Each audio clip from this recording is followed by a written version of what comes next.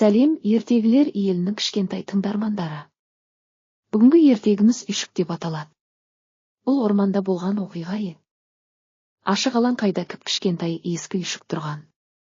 Бірде оны қасынан жүгіріп өтіп бара жатқан тышқан көреді. Тышқан тоқтап, сүп-сүйкімді, кіп-кішкентай бұл үйшікте кім бар? деп сұрайды. Ешкім жауап қайтармайды. Тышқан бос үйшікке кіріп, осында тұрып жатады. Біраз уақыттан кейін үйшіктің маңына секіріп бақа келеді. Сүп-сүйкімді, кіп-кішкентай бұл үйшікте кім бар? Мен тықырлауық тышқанмын.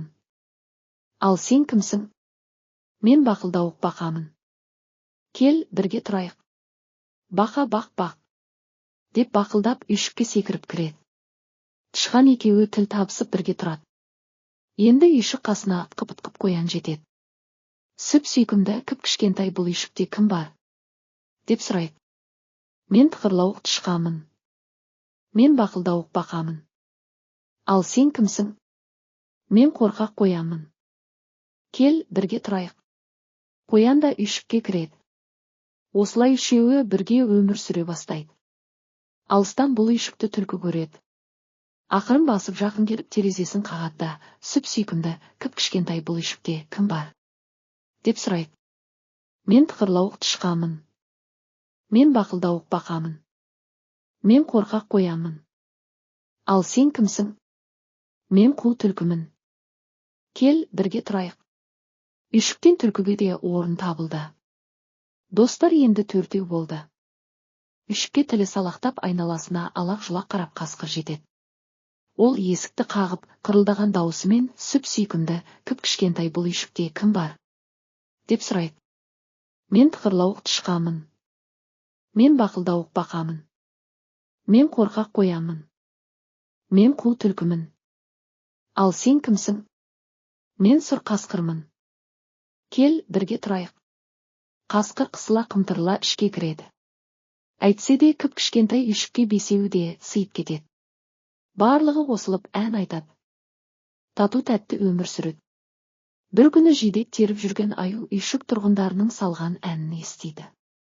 Ол үйшікке жақын келіп бар даусымен сүп-сүйкімді, кіп-кішкентай бұл үйшікте кім бар? деп ақырады.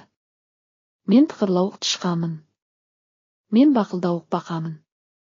Мен қорқақ қоянмын. Мен қу түлкімін. Ал мен болсам сұр қасқырмын. Ал сен кімсің? Мен қорбаңбай аюмын. Кел, бірге тұрайық. Аю ары-бері тырбыңдап үйшікке кірмекші болады. Бірақ оның басы енгенімен денесі сыймайды. Амалы таусылған аю ендеше мен үйшіктің шатырына шығып тұрайын дейді. Жоқ, сен дәусің. Сені кішкентай үйшігіміз көтер алмайды. Қиратасың ғой, деп шырылдайды іштегілер. Қорықпаңдар, түкте болмайды деп аю олардың сөздеріне құлақ аспайды. Кіп-кішкентай үйшіктің тұрғындары амалсыздан келседі. Аю қорбаңдап үйшіктің төбесіне шығады. Сол-ақ екен, ескі үйшік сықырлап шашылып қалады. Тықырлауық тышқан, бақылдауық бақа, қорқақ қоян, қу түлкі, сұр қасқыр барлығы аман-есен үйшіктен шығып үлгереді. Аюға олар ренжімейді. Қайта барлығы бірігіп, бөренелерді тасып, тақтайларды сүргілеп, жаңа үйшік тұрғызуға кірісіп кетеді. Осылайша достар өздеріне әп-әдемі, жап-жаңа үйшік соғып алыпты. Осымен ертегіміз тәмам.